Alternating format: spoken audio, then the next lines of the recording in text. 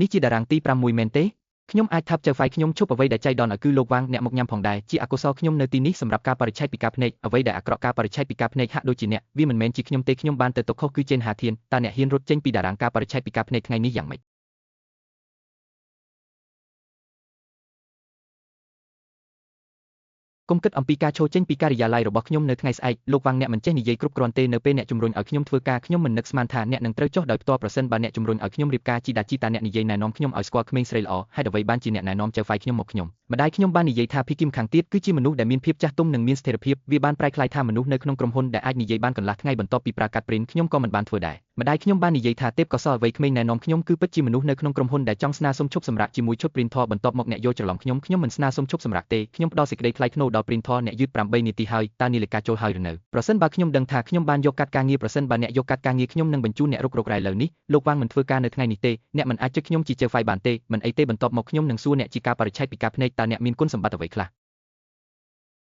ភាពធន់និងសម្ពាធខ្លាំងជាពិសេសខ្ញុំអាចរស់នៅក្រោមអ្នករហូតមកដល់ពេលនេះតើភាពធន់និងសម្ពាធមិនខ្លាំងទេតើវាជាក់លាក់គ្រប់គ្រាន់ទេ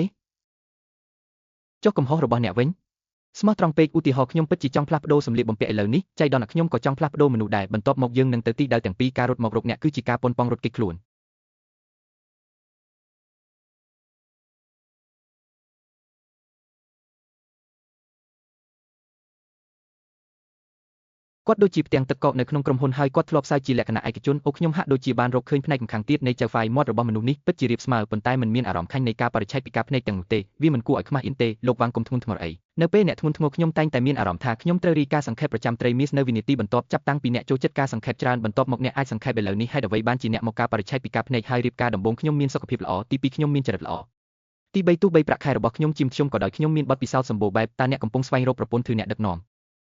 ភាគច្រើនវាអាស្រ័យលើថាតើអ្នកបង្វែរវាវិជ្ជមានឬអត់ខ្ញុំកំពុងស្វែងរកដៃគូមិនមែនអ្នកក្រោមបង្គាប់ទេខ្ញុំក៏មិនចង់រកថៅកែដែរខ្លាចថាបន្ទាប់ពីរៀបការអ្នកនឹងសួរខ្ញុំរាល់ព្រឹកថាតើគោលដៅការងារផ្ទះរបស់ខ្ញុំបានសម្រេចប៉ុន្មាននៅថ្ងៃនេះ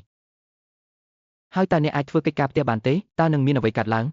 ងសម្លៀកបំពាក់ខ្វក់នឹងត្រូវបានដាក់យ៉ាងត្រឹមត្រូវនៅជិតម៉ាស៊ីនបោកគក់ស្ថានភាពម្ដុំការនៅក្បែរនោះគឺជាការបំពេញបន្ថែមចុះការចម្អិនម្ហូបវិញតើធ្វើដូចម្ដេចអំពីការចម្អិនអាហារខ្ញុំស្គាល់មីកញ្ចប់3ប្រភេទតើស៊ុប3ប្រភេទណាត្រូវបានបន្ថែមហើយគ្មានពងបន្ថែមទេ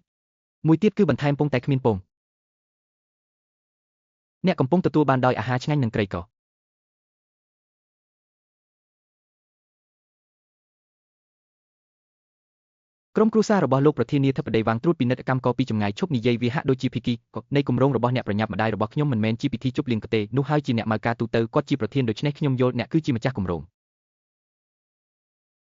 Chen Haoshen និយាយមួយម៉ាត់ទៀតខ្ញុំនឹងដាក់បន្ទុកលើអតិថិជនដ៏លំបាកបំផុតរបស់ក្រុមហ៊ុននៅថ្ងៃស្អែកចប់ហើយគាត់ពិតជាចង់គំនុំថ្ងៃស្អែកខ្ញុំពិតជាមិនត្រូវបានរៀបចំដោយគាត់ដើម្បីជួបអតិថិជនដែលត្រូវបានគេនិយាយថាអាចស្ដីបន្ទោសនិងស្រែកយំអ្នកដឹកនាំក្រុម3នាក់ទេមែនទេបន្ទាប់ពីនោះម្ដាយខ្ញុំបានជំរុញឲ្យអាពាហ៍ពិពាហ៍ទៅតុការបរិច្ឆេទពីការភ្នែកថៅកែថ្លៃថ្នូររបស់ខ្ញុំត្រូវបានបុគ្គលិកសាច់ចំអកតើមានអ្វីកើតឡើងទីផ្សារការបរិច្ឆេទពីការភ្នែកបានគាំងម៉ាក់ខ្ញុំនិយាយថាជីតាខ្ញុំនឹងទៅក្រុមហ៊ុនដើម្បីជួបអ្នកនៅថ្ងៃស្អែកមើលមកខ្ញុ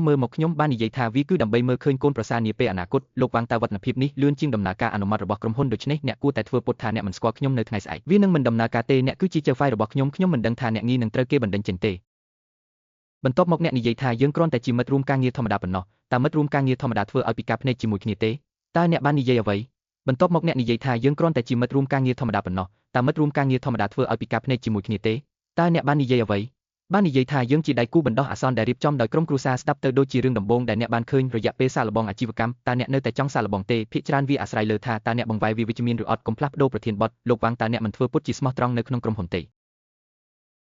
ហេតុអ្វីបានជាអ្នកប្រញាប់បែបនេះអ្នកបាននិយាយវាតាមវិធីផ្សេងទៀតអ្នកគឺជាអ្នកដែលធ្វើពុតជាមនុស្សស្មោះត្រង់ព្រោះថ្ងៃនេះមិនមែនជាបុគ្គលិកជួបថៅកែទេវាជាមនុស្សពីរនាក់ដែលត្រូវបានជំរុញឲ្យឈួតនៅផ្ទះដើម្បីរក្សាភាពកក់ក្ដៅជាមួយគ្នាប្រយោគនេះស្ដាប់ទៅដូចជាភាសាមនុស្សសូមអរគុណលោកវាងសម្រាប់ការយល់ព្រមរបស់អ្នកតើខ្ញុំអាចដាក់ពាក្យសុំពិន្ទុបន្ថែមបានទេអ្នកគ្រាន់តែចង់រត់ចេញហើយដក50ពិន្ទុបន្ទាប់មកសម្លេងដែលអ្នកបានប្រាប់ខ្ញុំឲ្យឈប់ឥឡូវនេះគឺដូចជាការចាប់បុគ្គលិកយឺតហើយដក50ពិន្ទុខ្ញុំជាថៅកែហើយខ្ញុំនិយាយចុងក្រោយទីផ្សារការបរិច្ឆេទពីការភ្នែកមិនអាចត្រូវបានពិភាក្សាជាថៅកែទេបន្ទាប់មកប្រាប់ខ្ញុំពីអ្វីដែលជាចំណុចខ្វះខាតរបស់ខ្ញុំមិនហ៊ាននិយាយទេបញ្ហាធំបំផុតរបស់អ្នកគឺថាអ្នកមើលទៅដូចជាថៅកែខ្លាំងពេកតើអ្នកចង់មានន័យថាយ៉ាងម៉េចប្រទេសរុញគឺដូចជាការអនុម័តថវិកាទឹកផឹកដូចជាពិនិត្យមើលកិច្ចសន្យាខ្ញុំថែមទាំងមើលមកខ្ញុំហើយចង់ត្រូវគេបណ្ដេញចេញតើអ្នកគិតថាខ្ញុំស្អាតទេមានការចាប់នៅទីនេះតើអន្ទាក់ន័យណា